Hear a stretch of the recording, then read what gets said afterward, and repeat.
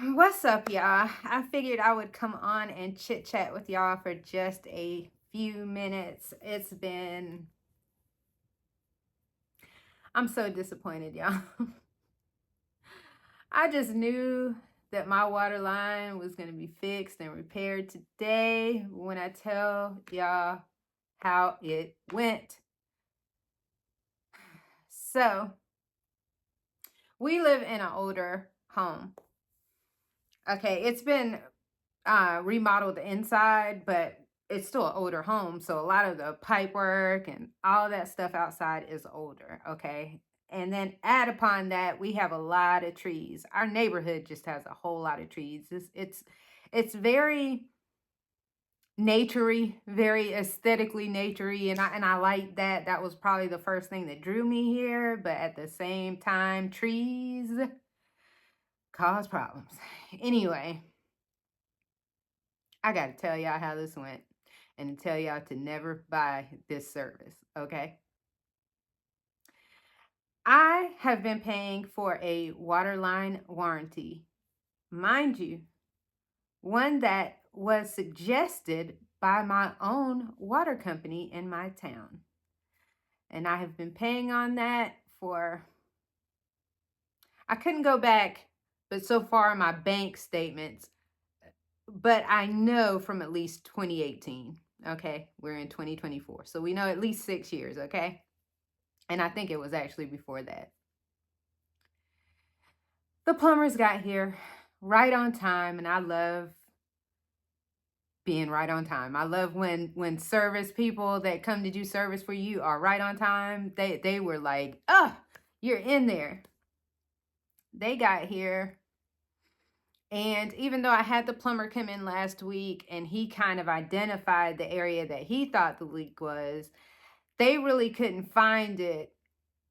And it's in a kind of a wooded area, like trees are there. So probably my best guess would be that a root kind of broke the line. That was my first thought anyway, when they told me where it was. So they were suggesting just go ahead and replace the line, which was wonderful to me because I had wanted to do that anyway, because all of those lines are probably old, and I really would not want to do this little repair and then they have to come back a few months from now, even a year from now, do the same thing again because there's going to be another one. Anywho, I'm sitting there, they're marking everything, they're doing their thing, putting their little flags down and everything. It's great. So I come in, I'm working. So I just come in the house and start working. I realize, I'm like, man, I haven't really heard from them. Let me go out there and check on them. So I went outside and they were just kind of standing there and they were talking on their cell phones. And I'm like, okay, what's going on? And they're like, well, we're on the line with the service people, the service warranty people, and they're saying that you're a new customer. I said, what do they consider new? What do they consider a new customer? So I'm kind of laughing about it because I'm like, yeah, no. So he puts it on speaker, and this man is, when I tell you guys, he was being so rude to these plumbers. I mean, talking just like, basically like, you do what I say, kind of nasty. And the guy goes, well, I have the homeowner on the, right here. I don't want to talk to the homeowner. Blah, blah, blah, blah.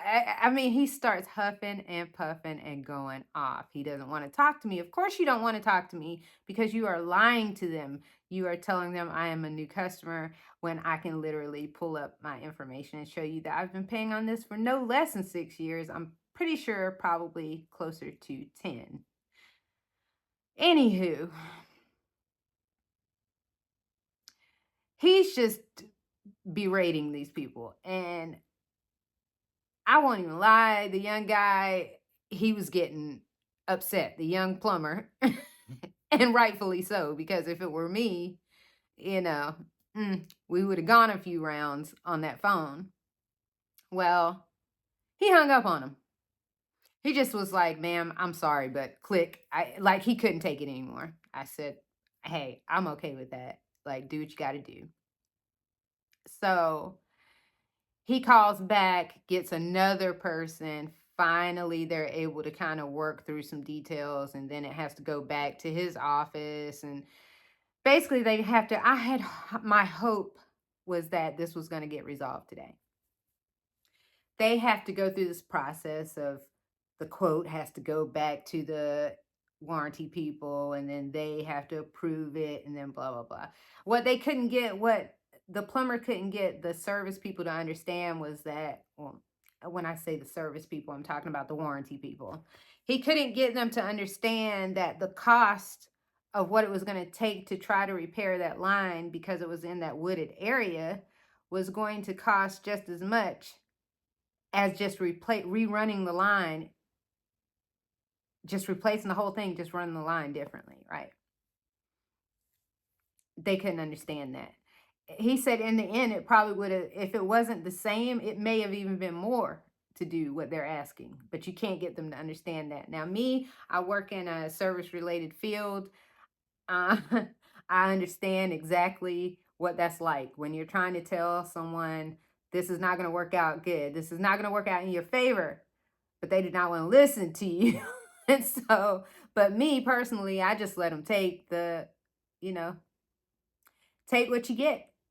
Because if you're not going to listen to me, and just don't come back later and try to cry the blues, because it's not, because I'm going to detail to you that I told you that this was not the right way to go, but whatever. He was trying, they weren't listening. Finally, he got somebody that would listen. They're going through all the processes. I was so disappointed, though, that this was not resolved today. I like stuff resolved immediately, and I'm sitting there like, look, at this point, I don't care. Do the job. What's the quote? Like, I will pay for it myself. Like, what is the quote? And I will be honest, this young guy was so good, because he was like, ma'am, you've been paying on this thing for years. It is only right that they pay their fair share of this job. You should not be paying this out of your pocket. He was right. And I thank him for calming me down, and because I was ready to just, hey, what is it? What's the total? Let me go get the money and just give it to you so you can get this resolved. Because that's kind of how I am, and that's a problem. It's something that I need to work on. I need to work on being like that. I guess it's because that's how I handle things. I like to just be, when it comes up, do it, like kind of person. And it's not always like that. And I have to learn to have more patience in situations like that. Anyway, either way, it's going to get done. It probably will be closer to the end of this week. It may even be the beginning of next week, but they got to go through the processes they have to go through. So I was really bummed out. And after that, my spirits kind of got up a little bit. And then I went to my doctor, and then I got the same. I have what they call white coat hypertension. I don't know if you've ever heard that. It is where a person gets an extreme anxiety with doctors. Like, my blood pressure goes up sky high. I sweat. Like, it's almost like I'm hyperventilating, but my blood pressure is actually through the roof. Like, they'll do my blood pressure. It's like, oh my God, do you have high blood pressure? Are you on medication? I'm like, no, I'm not. I said, and believe me, it's going to go down. It's always like this. I said, check my records. You'll see it. They have to do it 2 times every time, because it takes me a while of just talking to the doctor and them calming me, and then my blood pressure goes down. So Went through all that, had my checkup. Everything went great. I'm in great health, she said. No issues that she noticed or saw, but I still have to wait on my blood work to come back. And I still have to get my mammogram. So I'm waiting for them to call me so that I could go and get that done. But anyway, it's good to be in good health. So that was a bright side to maybe a not so good start of the day. And I thought about it and I'm like, man, it's not so little things, T. Little things.